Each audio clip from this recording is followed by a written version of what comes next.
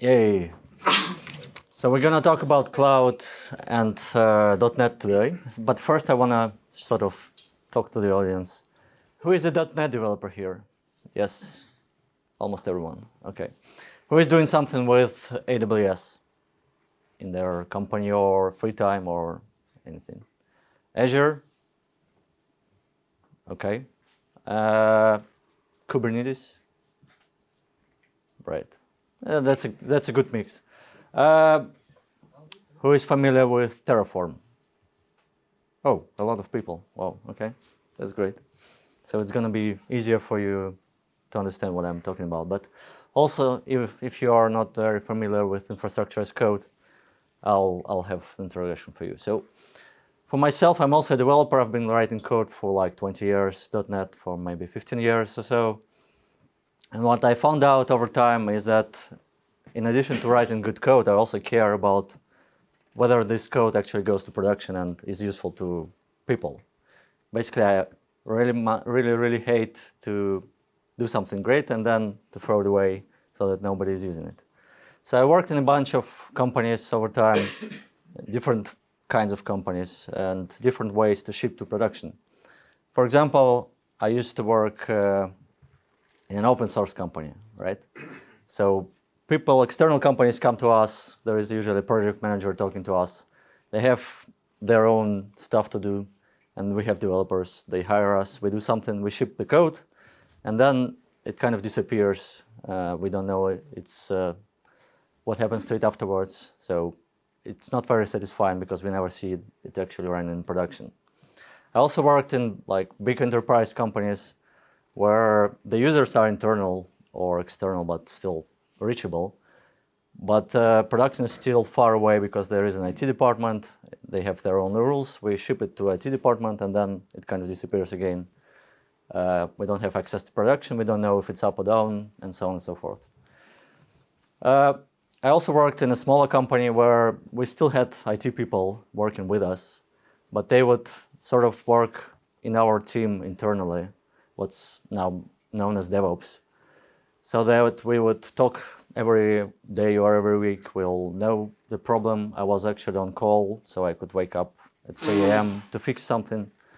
And I liked this model a lot, well, except the 3 a.m. part. But I knew our infrastructure, I knew our networking setup, how our databases work. If something is down, I know which dashboard I should check, and sort of keep the pulse of our system. In the same company, we got to move to the cloud. So we used to host our applications in on-premise, basically on-premises. And then we started moving one by one applications to Azure Cloud. So still the same team, still the same setup, but different infrastructure. Also, what I found out is that when we move to the cloud and we do everything properly, we start using much more diverse set of services. So instead of just having web servers and databases, we start to get queues, storage, some NoSQL, containers, serverless, whatnot. So the list is quite limitless. And the more services you use, the more components you get. So the harder it gets to manage them. And we try to do everything right. We used like DevOps practices, CI/CD, continuous integration, unit testing, and so on. A part of that, we started to use infrastructure as code. So we described our application footprint in the cloud as a set of JSON files for ARM templates in Azure. And another instance of infrastructure could be provisioned automatically from scratch just by running that sort of tool. And just for one application, I remember we had 5,000 lines of JSON to describe all the infrastructure. It's just a couple of web servers, some queues, some databases, nothing too fancy. And the experience of writing those JSON files was really horrible. It's basically copy-pasting from somewhere on the web, running a tool which says running for 10 minutes, then it says failed, and then you try to figure out why it failed, change something and go again, run, wait, and so on. So compared to our other code in the application, it was just a horrible experience. So I thought, maybe there is an opportunity there and some better tools should appear in the future. So I started using a different tool which is called Pulumi. I'm going to talk about this tool today. And later on, so I started as a user, then I started contributing, and then just last November or so, I joined the company as a developer. So now I'm a developer in the team. And actually, my production now is your potential infrastructure. So that's why I go to meetups, conferences, because I want to see my production users and talk to them and see if that clicks or not. So about me slide, I work as a software engineer at Pulumi, so I'm not like a customer engaging person, not a sales. I actually write code. I was writing code in a cafe just next door from here an hour ago. And I work on a lot of things. We are a small company, but my main focus now is .NET SDK. That's what we are talking today, and also Azure infrastructure and other core tools. Beyond Pulumi, I'm interested in cloud serverless stuff, so Azure Functions, AWS Lambda, functional programming with F#, and just general Azure stuff. By the way, who is writing F# here at their job or hobby? 1, 2, 3. Okay, that's about the proportion of slides dedicated to F#. I have like 3 slides for F# and 90 for everything else, so that's about right. Agenda for today, I'll give examples from both AWS and Azure, and I'll start with a general introduction to infrastructure as code, some existing tools out there, and then the main time will be spent on Pulumi, showing you what that is, how it works, and so on. So what's so special about the cloud? Cloud is different because there is an API for everything. Whatever you need from the cloud, there is a REST endpoint. You hit this endpoint, several seconds or several minutes after that, you get an instance of your service ready to be used. So whatever tool you use to create those resources, be it web portal or CLI or some custom third-party tools, in the end, they all making requests to that endpoint in Azure or in AWS or anywhere. So the bare minimal way to do this is just to call that REST endpoint yourself. So that's like assembler of provisioning. You can write a HTTP request in your Postman or curl or whatnot, send it, wait for response, and then if you are lucky, if you got everything right, you will get something back that would work. But of course, that's too low level. Nobody does that as a main tool on their job. Sometimes you still might have to do this.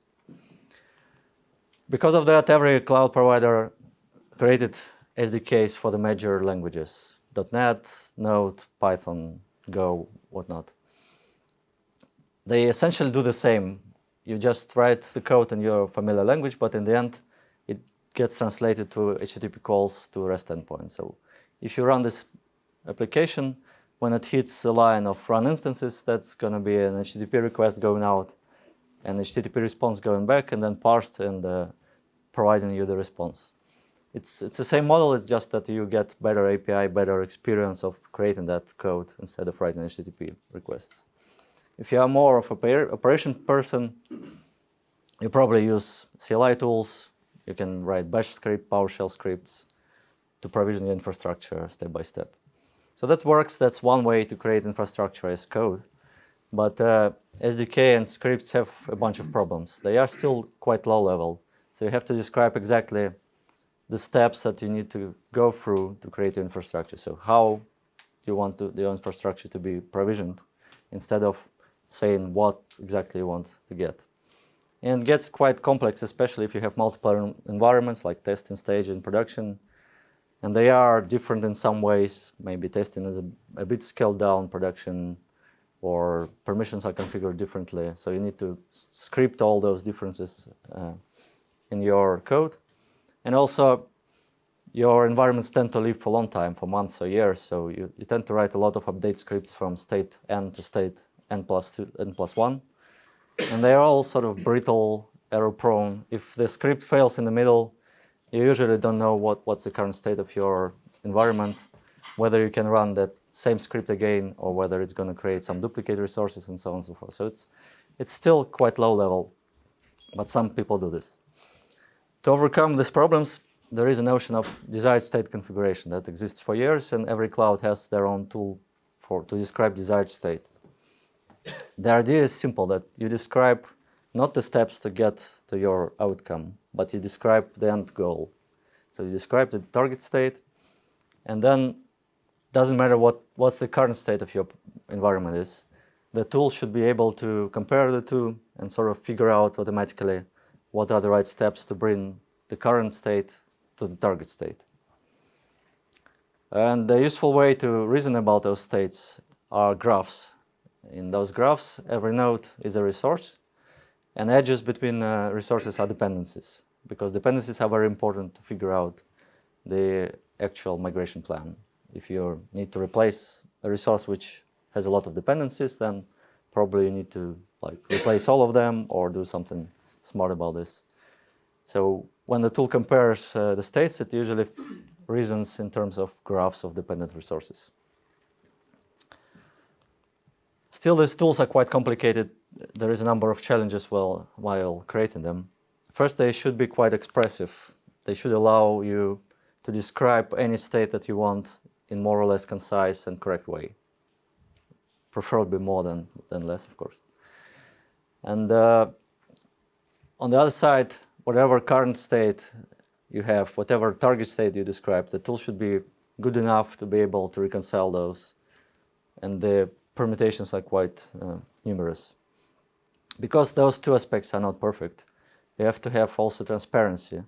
Basically, you should be able, what I was missing in my ARM migration story, you should be able to preview the changes that the tool is going to make before it actually starts its work, just to show you what's the plan, what are the differences that the tool detected. I might have made some mistakes in my definition. The tool itself might have made some mistakes in planning, so I should be able to preview that and sort of prevent any undesired consequences. So every cloud has their own tool to provision desired state configuration. AWS CloudFormation, ARM templates, Google Cloud Deployment Manager, they are sort of similar from bird's eye view. They are all desired state configuration tools, and they all use markup languages, either JSON or YAML. So here is an example of ARM template, if you never saw one. Like that's one definition of resource. Storage account in this case, you always define API version, type, and then some properties. And then you have a bunch of those, and then you send those to Azure, and Azure figures out what exactly needs to happen. AWS CloudFormation, same thing. They started with JSON, now they use mostly YAML these days. And you can see that even in this small example, you can see that they also have a language inside the language. So YAML itself is not expressive enough. So they created things like references, special attributes to make references between resources, some conditionals, and so on. So that's actually not just YAML, but that's a DSL built on top of YAML. There are also third-party tools. The most known one is Terraform. A lot of you know it already. They work for multiple clouds, and they also invented their own language, their own markup language called HCL. It's still a text format. It's sort of like JSON, but simplified for cloud resource management, graph definitions, sort of. The programs are a bit easier. It's a bit more expressive, but still the same kind of thing. With markup, you still get a lot of challenges. First, it's just the text, so you don't get any tools out of the box initially. Every cloud vendor works on their own, like VS Code extension or something, to make the process a little bit less painful. But they have to do all the work that otherwise, say, compiler already has, and create all the authoring tools on top of JSON or YAML. Discovery of creating those resources is usually a problem, so usually it's a copy-paste from somewhere, because writing everything from scratch is quite painful. And just the sheer size of those templates, as I said again, it's usually hundreds and thousands of lines of markup, because it's still quite low level, it's still per resource. In a simple example, I do a lot of Azure functions in the AWS Lambdas, so I created a simple application, serverless application on top of both of this. It's like a URL shortener, like tinyurl.com or aka.ms. you go to a small URL and then you get redirected to a bigger URL. It's very simple. You just need to write like 20 lines of JavaScript to read data from Azure Storage and then make a redirect. But to define all the resources, say API gateways and bindings and deployments and security and DynamoDB and or Azure Functions with storage account and blob and container and so on, you need sort of an order of magnitude more lines of text for the infrastructure, which obviously doesn't seem right. Like I don't want to write 10 times more markup than code. Also, as I mentioned, those languages, they are languages within languages. They invented their own way of doing things, and they are all different between the tools. So everyone has a way to reference one resource from the other. Every tool has their own way to make conditionals. Like in Azure, you have a special attribute condition and then some square brackets with equal. And if that evaluates at runtime to false, then they are not going to deploy this resource. So you copy this 2 times, say equals production equals staging, and then sort of get conditional environment. Loops, this is Terraform. They introduced loops last year, I think. So again, some special attributes with counts and count index to create several resources which are the same, but not exactly the same, and then a little bit different. It's very hard to reuse those markup pieces. To reuse them for different environments, also to create sort of abstractions. Sometimes you use multiple resources sort of as one unit of deployment, like API gateway and lambdas. And there is no way to express this in a YAML file. Packaging and sharing is problematic. If you have multiple JSON files for ARM templates, that's usually uploading it to some shared folder and then referencing one from the other. You cannot share it with another team in your company easily or with like open source community. Testing is hard. Usually you just deploy something and then test it from external perspective. There is no notion of unit testing like mock-based testing or integration testing of small piece. So when I looked at this list, I thought, okay, we developers solved this long time ago. We have all those great tools like IDEs, types, functions, classes, unit testing, refactoring, and so on. So why cannot we use the same tools for infrastructure? And that's exactly the idea behind Pulumi. So Pulumi is the same idea of desired state configuration, but using general purpose programming languages, for instance, C#. Right now, we support 4 runtimes, Node, Python, Go, and .NET. The level of support is not the same for all those runtimes. .NET Core and Go are still in preview, but we're gonna GA them in April, hopefully. So they are quite good still. We support multiple providers, so it's not just one provider. We support all of them. Azure, AWS, GCP, Cloudflare, but also something that is not quite cloud per se, like Kubernetes or even Postgres, Oracle, New Relic, and so on. So everything which has API and sort of can be represented as a resource creation can be a Pulumi provider. It's open model, open source, and so on. I'm gonna explain it a bit later. So finally, some code. That's a simple Pulumi program in C#, which creates 2 Azure resources.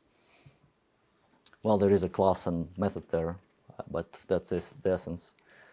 It's just a call of constructors. Creating a new object means that you create a new resource in the cloud.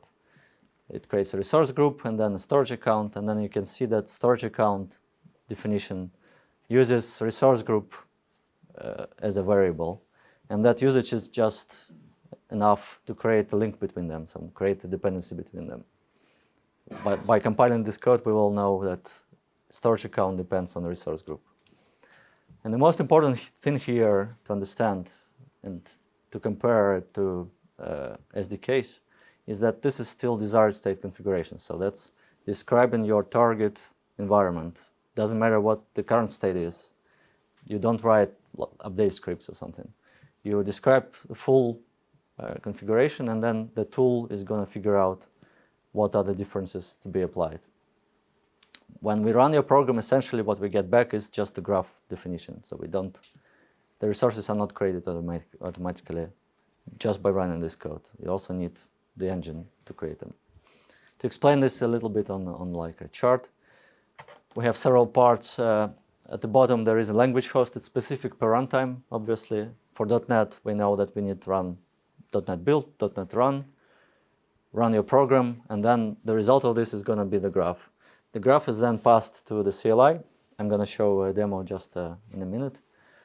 And then CLI is the smart guy who knows how to compare that graph to the current graph, figure out the differences, and then it makes a plan, and the plan would be CRUD operations on cloud providers. So if we run our program the first time, we know that we need to create 2 resources. It will issue 2 commands to Azure provider. And if we run it next time, maybe there are no differences, and then it doesn't run anything for the same program. So a quick demo of a basic scenario. So I have a C# project here. It's just a normal .NET Core project, 3.1. It references a couple of NuGet packages. We have 2 for Pulumi because this one is AWS. I reference AWS. You can see it's in preview. But I can also reference whatever NuGet packages I need in addition. There are 2 C# files. Program.cs is very simple. It's just a console application. And all it does, it calls deployment run async and passes a class name, well, generic parameter of a class. Generally, you can do whatever you want here. You can read configuration files, you can make web service calls, like whatever you need to bootstrap, and then in the end, you just need to call deployment run. And all the code is actually in the other class, which is called static website in this case, because I'm creating a static website on top of AWS S3. It derives from stack. Stack is like a top-level container of all resources which are deployed together. So it's one batch of deployment, so unit of deployment. And stuff happens in its constructor. I just new up resources as I showed before. The first one is bucket. I give it a name, and I say that I want it to be a static website. And then I can write whatever code I need. In this case, I list the files in my root directory, and then I loop through the files. I extract some name and MIME types from that file, like if it's HTML or JS or CSS. And for each file, I create a bucket object. And bucket object points to that bucket that I created above, set this content type, and points to the file path. And if I need to change something, let's say I want to add tags here, which is a dictionary. So you see that I get IntelliSense and stuff. That's my, say, environment, production. If I make a mistake here, I will get red squigglies. So the feedback loop is very fast. You don't have to run the tool to get some basic validation, and you can discover all the options just by looking at like IntelliSense here. It's a little bit small font, but it works. In the end, I don't know the URL of the website that I'm gonna get because that's defined by AWS. So in the end, I need to export that URL from my program. That's like the outcome of the program. And to express this, I have an output property with a special attribute called endpoint. And I assign this endpoint in the end of my program using bucket website endpoint. Okay, so now to run this, I don't just .NET run, because that would just create a graph. Sorry. But I need to go to CLI and say Pulumi up. Pulumi is a binary tool, cross-platform, works on Windows, Mac OS, Linux, whatever. I install it on my system. I'm in a folder where my project is, so it picks up the project automatically. And then it will run my program, and it doesn't create resources yet, but it shows me the preview of my graph. Because it's a clean state, I get 4 resources as I asked. I have 2 files in the folder.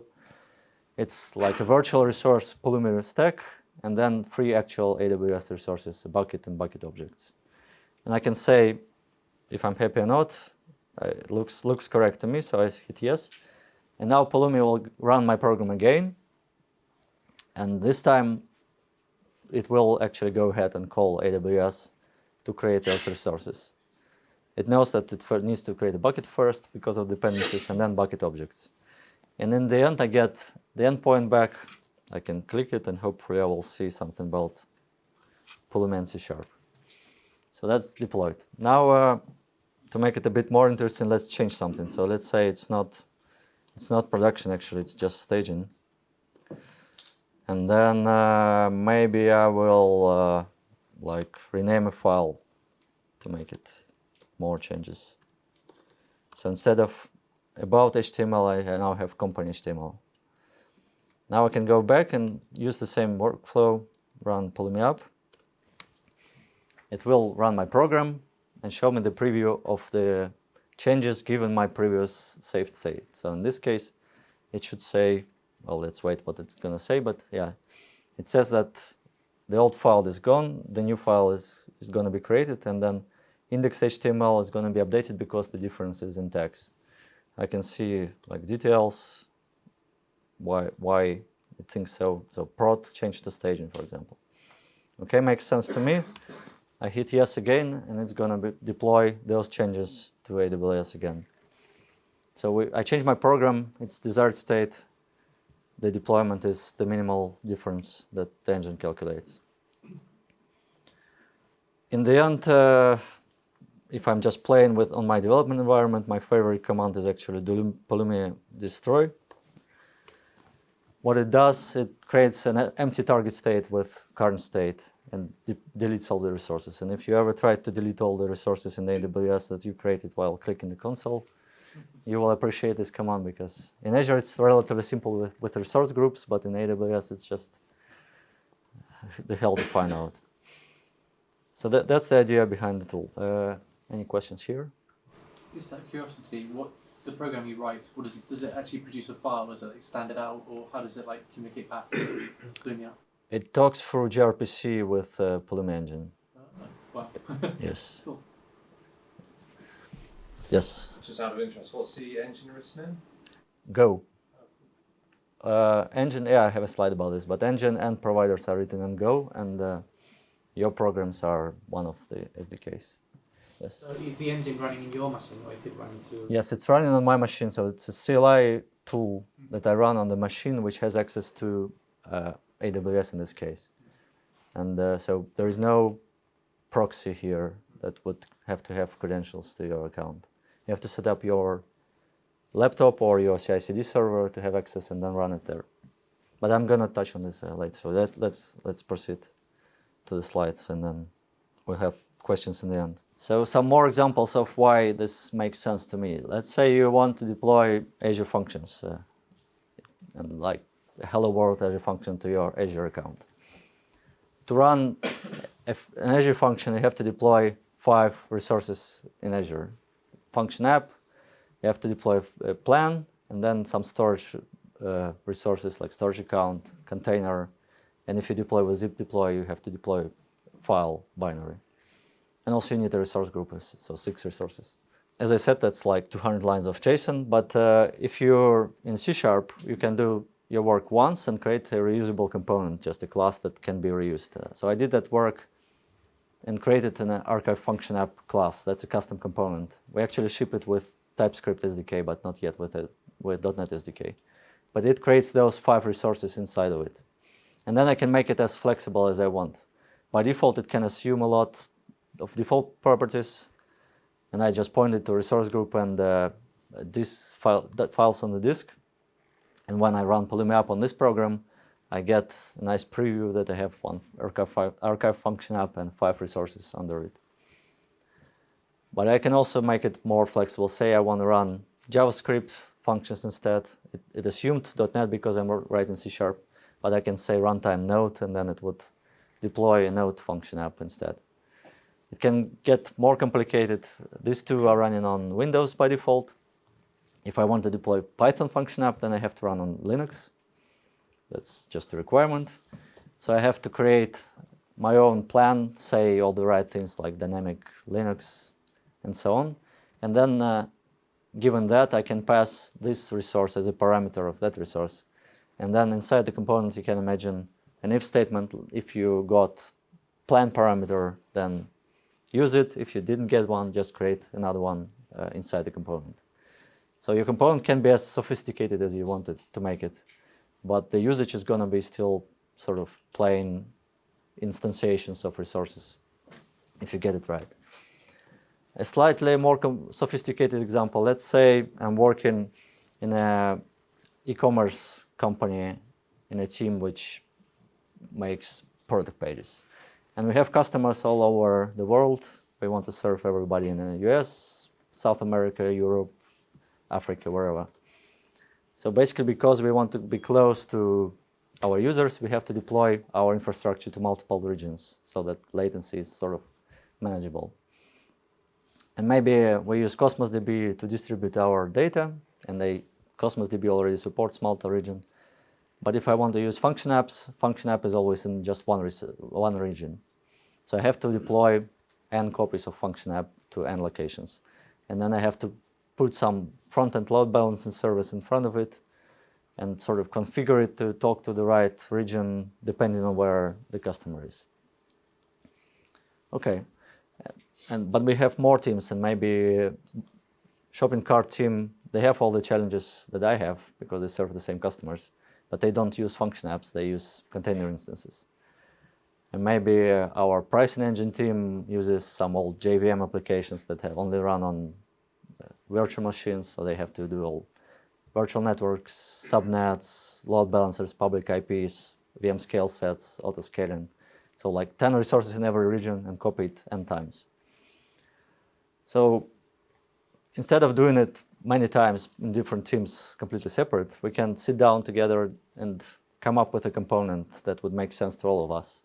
In this case, the component could create the common infrastructure like Cosmos DB, regions, load balancers, and then call our custom code n times so that we could create a pluggable application in every region. And if we make this component once, then the client code would look something like that. I'm just saying new Cosmos app, I pass a resource group and a list of locations where I want to deploy it. And then because we are in general purpose programming language, we can use the patterns that we know, like factories, and we can essentially just give it a callback to be called n times by the component. Component would provide parameters like connection stream to Cosmos DB and the region where I'm creating resources. And my duty of the client code is just to create that specific thing that is usable in my team, in this case, function app. And the other team will create containers, and the other team will create virtual machines. And I return back the endpoint of that resource, and then all the wiring between front-end, back-end, databases, and so on is done by the component. So if that makes sense only for my company, we can create this component, put it into NuGet package, into private repository, distribute, version it independently, like support it, whatever we are used to do with our code. And if it makes sense for broader community, we can make it public and sort of support it as an open source library. So that's the idea behind the components. A little bit more about how Pulumi works. Several aspects. First, the state management. The same diagram, but some more details at the left. When engine makes decisions, it needs to compare the current state of an environment with the target state. And the current state is actually stored separately by Pulumi because we need quite a lot of information to make decisions. So we don't compare AWS or Azure directly to your program. We store the previous state somewhere and then compare that stored state with your target infrastructure. So a couple of conclusions here. First, you need to store it somewhere. By default, we store it on our backend service, so it's very smooth and transparent. So state is just a JSON file, essentially, with all the serialized state, and it goes to our backend. If you don't feel comfortable doing this, like you don't want to share your state with us, you can also choose to store it yourself A very common use case is like S3 or Azure Storage. But then it's your responsibility to keep it somewhere. Don't lose it and don't screw it up. Okay, you can, if you are just on your laptop, you can store it locally next to your executable. If you store it on a Pulumi service, we will manage things like concurrency so that the same stack is not updated by two people at the same time and things like that. And the second conclusion here is that if you are a sort of naughty person and you go into your portal for production environment and you start changing things there, the state that we store in our backend or in S3 or anywhere is going to be different from the actual state. And then there is a special command in Pulumi, you say Pulumi refresh, and that actually goes to the cloud, retrieves all the information that it has. It's still less information that we have, but it compares our current state with the actual state, and then it shows you the difference like the one I showed you. And then it's your choice what to do with this. Either you can update the stored state with the actual state, or you can say, no, I want to reconcile back, to update, to sort of discard the changes that somebody did, to apply again the target state to the infrastructure. So that's your choice. If you're making changes in multiple places, it's a hard problem, so you'll have to solve it yourself. Yes? Do you have anything to resolve that configuration drift automatically based on your stored state? If you say Pulumi refresh and then say yes, then we will update the state. There's no kind of like tracking process, kind of revalidating and restoring that state periodically, right? No. That's a manual thing. So we don't do it. When you run Pulumi up, we don't do this automatically. You have to, something has to trigger you to run Pulumi refresh. If you run Pulumi up on invalid state or sort of not true state, like deployment might fail because an operation wasn't valid or something like that. So it's your responsibility. Ideally, you would not mess up with important infrastructure in multiple ways, but hey, yes. If someone came along and said, well, we made a change to the API gateway and now the whole thing stopped working, could we use refresh to put everything back to a state where it works? Well, you will use Pulumi up again. Well, first you do refresh, and then you do Pulumi up to just reconcile this again. Yes. So it will see that because you set refresh, it will see the changes. And now you can say, okay, I want to cancel those changes.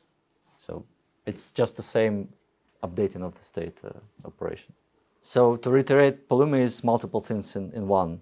One is CLI that you saw Pulumi up with the engine inside the CLI. The other thing is providers. They are also distributed as separate binaries. Well, you don't have to care about this, but you can see them on your disk. And both those things are open source on GitHub, free for any kind of use. You can contribute, you can open issues, you can make PRs. We're happy to accept them. So that's all open source and free, and all written in Go, unfortunately for you .NET developers. The third component is that state backend that I mentioned, but also it's a portal, like a web UI, where you can go, and it's sort of like GitHub for your Git, but that's like Pulumi SaaS product for your Pulumi. You can see the history of changes, who did what. You can manage permissions if you're in a team setting. You can do audit policy that I'm going to show later. So some more team enterprise features. And this one is closed source, and it's also paid for teams. So that's the way we want to make money. So it's free for any individual use if you're just one person, even if you do it at work. But if you start changing the same resources from multiple people, then you need to buy licenses if you want to use SaaS backend. But it's not mandatory. You can use the two without the third one. Also, it's possible that there is an enterprise version of that. If you are in sort of restricted environment, you can install that backend on your own hardware somewhere and manage it yourself, but get all the experience of the portal. But that's even more expensive. Right, makes sense. About authentication, so even if you use Pulumi backend, we never get your credentials. We don't want to, they never leave your machine. The machine which runs CLI has to have access, basically full access, God mod, to cloud provider, because it creates resources.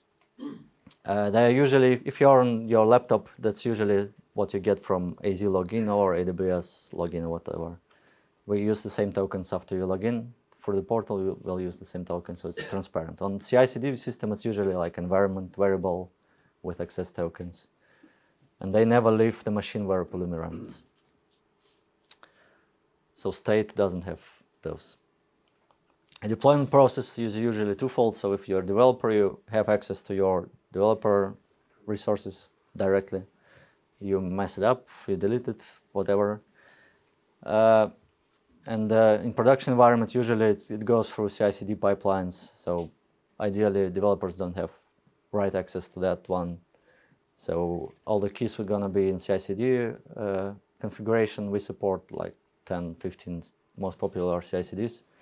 We have, say, a task for Azure DevOps.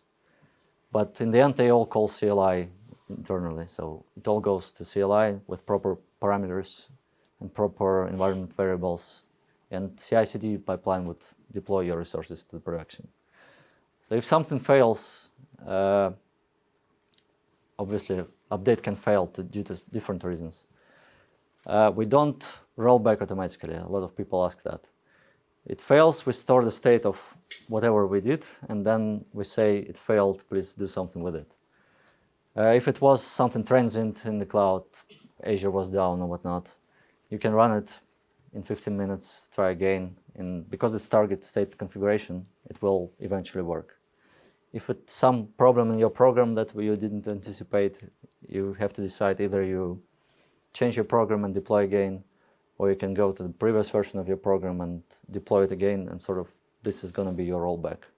But of course, that can also fail if the intermediate state was sort of in that broken way. So it's your responsibility to fix it. There is no universal way to fix any failure in the cloud. A little bit about how providers work. So we have a bunch of providers, currently 40 or something. And we have a bunch of runtimes, currently 4, but it's going to be more probably. So for every provider, say AWS, we have to implement 4 SDKs in different languages. And for every provider, we have to implement SDKs. So if we had to do it manually, that's not feasible. The whole Pulumi is like 20 people, including sales and everything. So we actually have intermediate representation of every provider. And then we have a code generation, which takes that intermediate representation and creates every SDK automatically. So if you go to GitHub and try to change something in Azure provider, you will see a header saying, please don't change this file manually. It's going to be overwritten next time we generate something. So if you need to fix something or add, you change the intermediate representation, then every provider benefits from that. Representation is internal, but also you can sort of feed some other representations into it. 2 most popular examples is Terraform and OpenAPI. So we can take any Terraform provider and make it a Pulumi provider with like 1 hour effort or so. And that's actually what happened for the major providers so far. At the moment, for AWS, Azure, and Google, we use Terraform providers as Pulumi providers. So the day Terraform makes a new version, the next day we'll get a Pulumi version. Second case is OpenAPI. So Kubernetes has great OpenAPIs, which is 100% correct and always works. So the day Kubernetes releases a new version, you get a new Pulumi provider update. Cloud providers also have OpenAPI. It's utter crap. They are lying in 50% times, and the other 50 don't exist. So we tried, we failed. Everybody who tried failed. They know the problem. We sort of discuss how to fix it in the long term. In the long term, we want to go away from Terraform because we are not really happy with them, but and they are competitor in the end.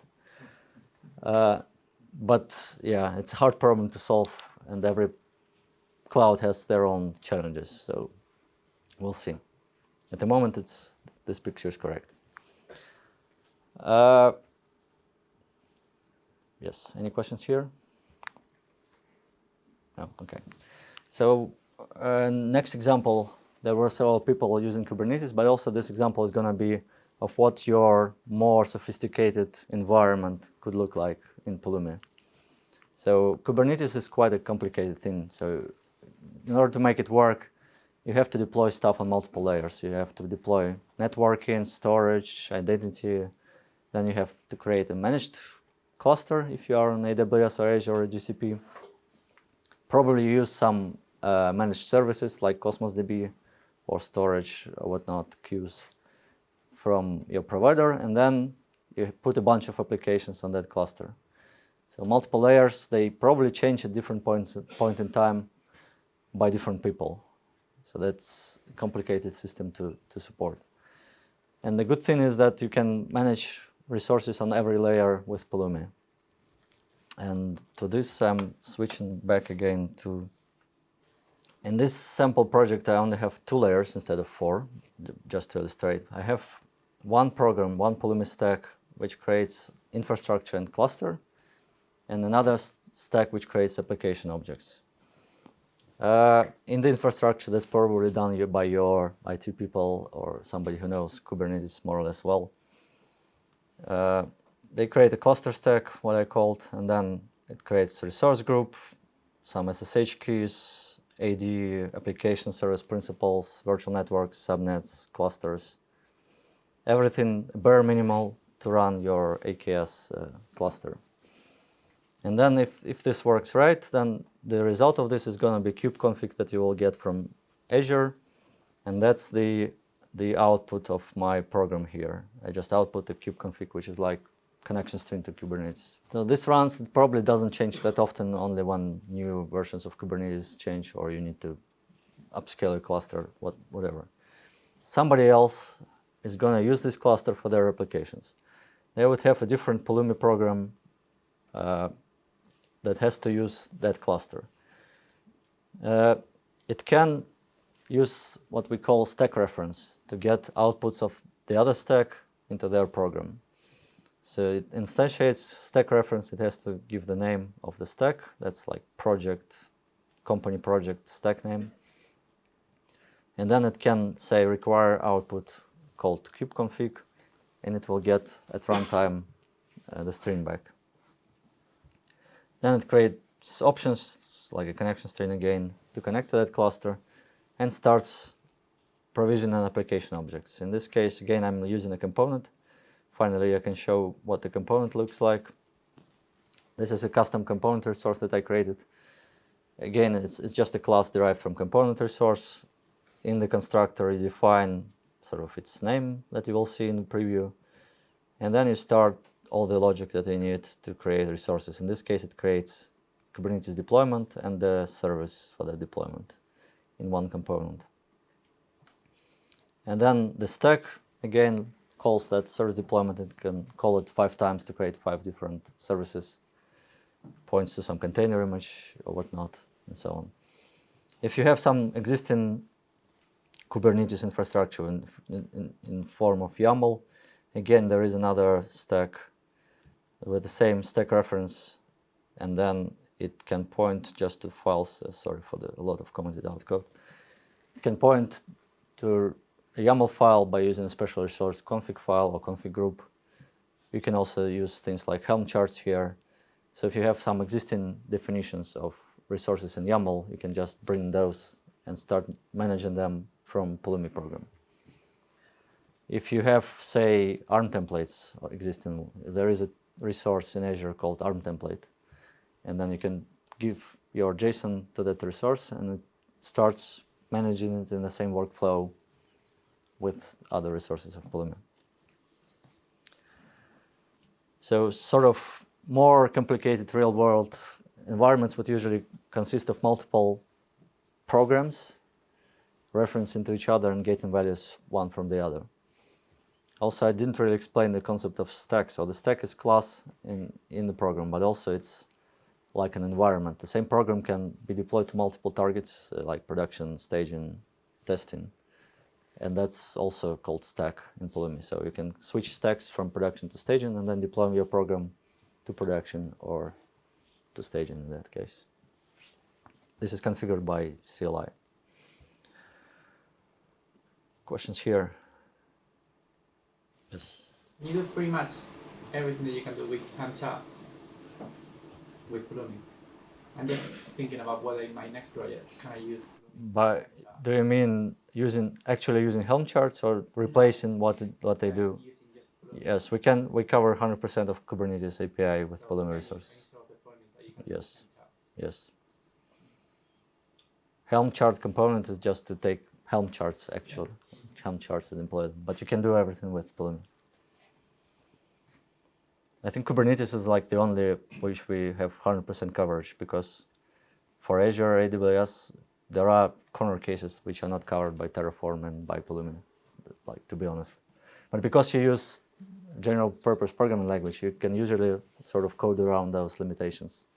You can say, okay, I cannot do this one thing, but I can shell out to a CLI or call Azure SDK directly from the same code and sort of go for that. Yeah, so the question is not related to Kubernetes, but can you override Pulumi? Like, for example, if let's say that tomorrow there's a new release of I don't know, Azure Functions version 3, which is in preview, and Pulumi doesn't support it yet with the API. Can I override Pulumi and say, I know what I'm doing, I just want to create a new resource with these parameters in this YAML file? Well, you'd have to do it somewhat instead of Pulumi, like do it with the tool that supports that feature. If it's supported by ARM templates, you can have a short snippet in your Pulumi program with ARM template. If it's supported by C# SDK, we can call to that C# SDK. But then you sort of have to a little bit manage yourself the life cycle. So you have to kind of detect whether it already exists or not, and it's a bit. Yeah, it doesn't know what you do in your custom code. Is there any like callback type of thing where you can say like, oh, when it's finished deploying it, then run this bit of code, or is there no plan for that? I think there are webhooks that you can hook to your deployments, and then the webhook is going to be called when deployment is finished. But that's more like for automation of multiple stack deployments. But you could also use that, or it can be just as simply a next step in your CI/CD pipeline. Like you deploy Pulumi and then you run your custom whatnot. Or you can run your custom whatnot from Pulumi. It's your choice. Finally, all the examples were in C#. Just by the virtue that we create .NET SDKs, not C# SDKs, we get all the other languages, well, mostly F# and VB.NET. I'm not sure if other languages exist at this point. But you can use any .NET language to provision Pulumi resources. So F# code would look a lot like C# code with new constructor calls and property bags and so on.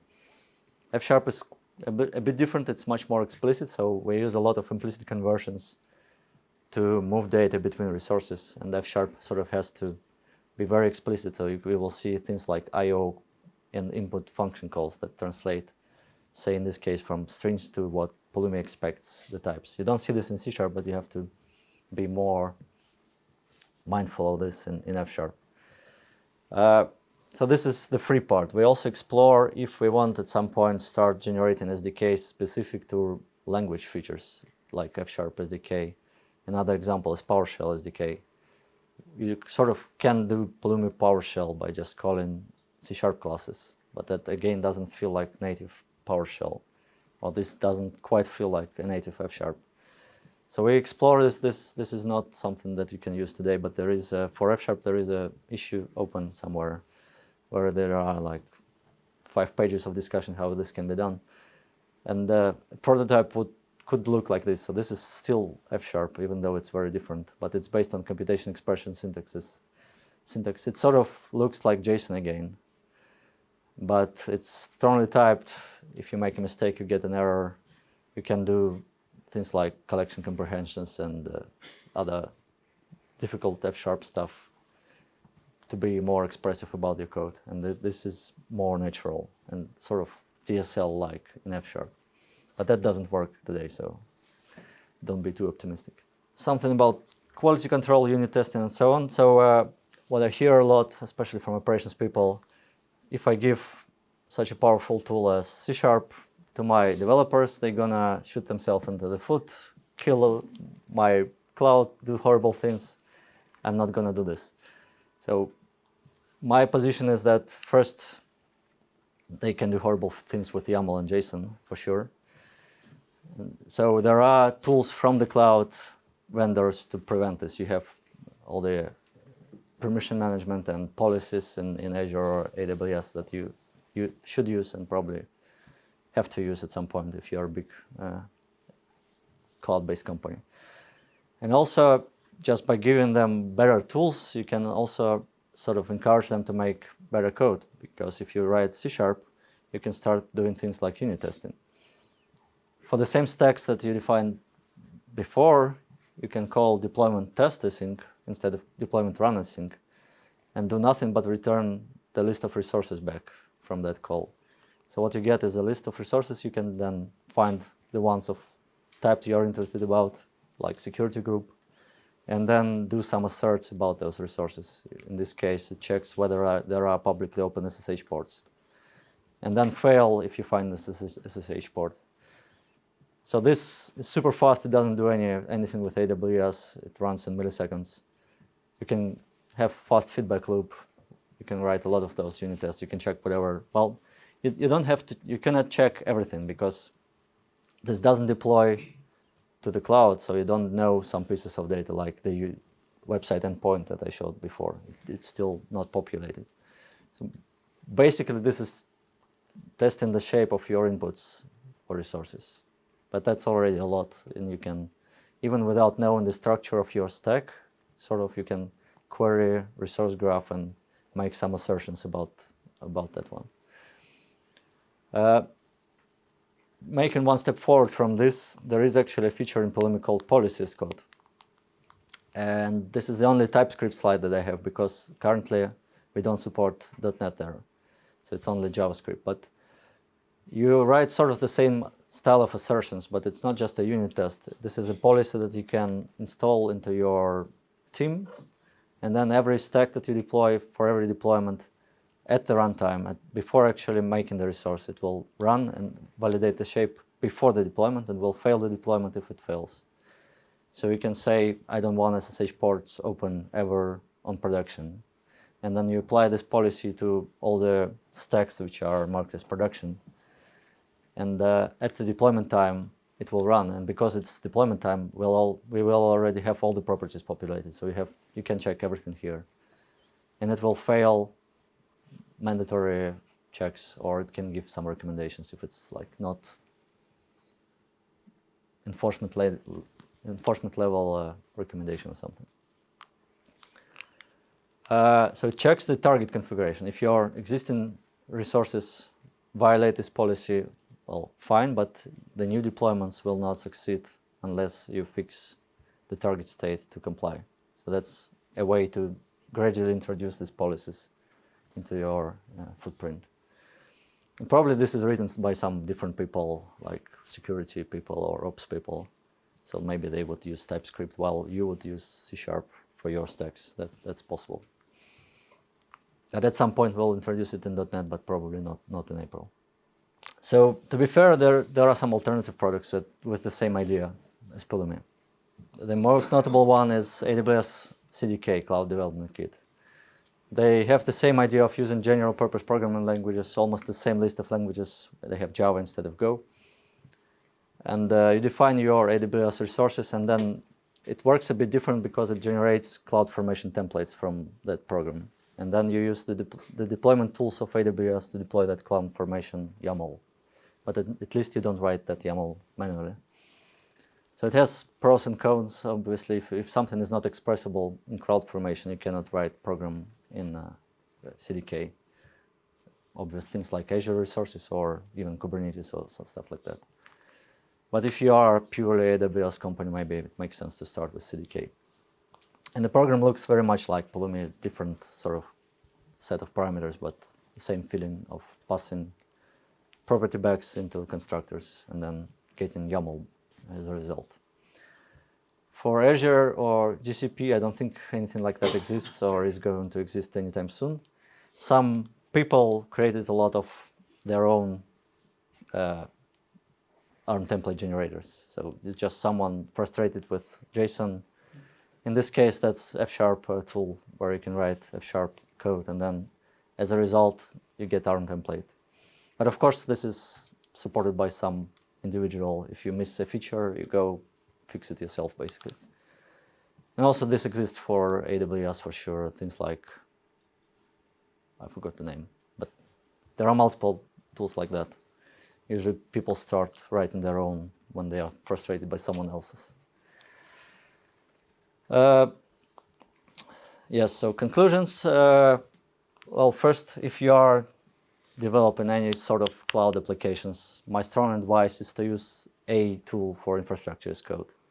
If you're happy with ARM templates, go for it. Maybe Terraform or CDK or Pulumi. Just don't click in the portal and don't create production resources just from there or from CLI. You're gonna hit a lot of problems a couple months from that time.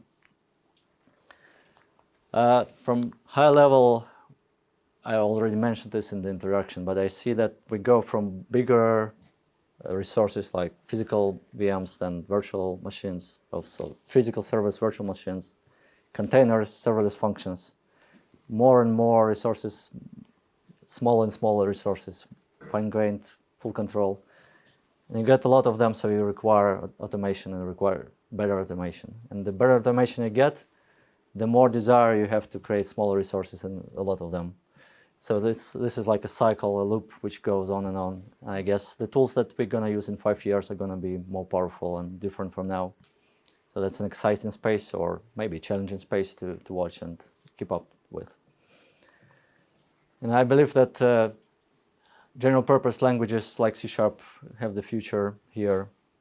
They are developer friendly, and there are much more developers than operations people, and they sort of want to get into the space of developing their applications.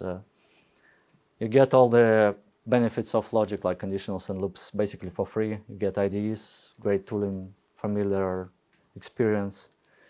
And maybe the biggest one for me is that you can create abstractions for yourself and for others. Like do the work once and then reuse that the way that you are used to with functions or classes or packages and so on. Somebody in the AWS, while explaining this, said that we go from infrastructure as code to something like architecture as code. When you draw your diagram on a whiteboard, it's usually quite high level and on the level that you want to reason about your infrastructure. And then you go to YAML and you write a completely different thing there. So instead of doing that, you can create components for those boxes on your architecture diagram, and your code sort of starts to have the same shape that you reason about. So maybe we are going there. Some useful links here. Obviously, if you want to get started with Pulumi, go to pulumi.com. .NET brings you to SDK, .NET SDK. We have a lot of blog posts on pulumi.com, but also we have some common posts with Microsoft, for example.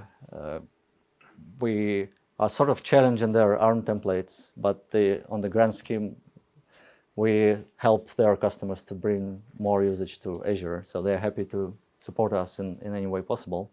So we have a blog post on .NET. We have a blog post on Azure. We have Channel 9 videos and so on and so forth. So I'm going to Ignite the Tour conference to show this to Microsoft customers. So even though it's not first-party tool, some people are used to only use Microsoft tools, but it's still encouraged by Microsoft as well. And that's all I got. I'm happy to take more questions from the audience or after with beers or whatnot. Thank you for that.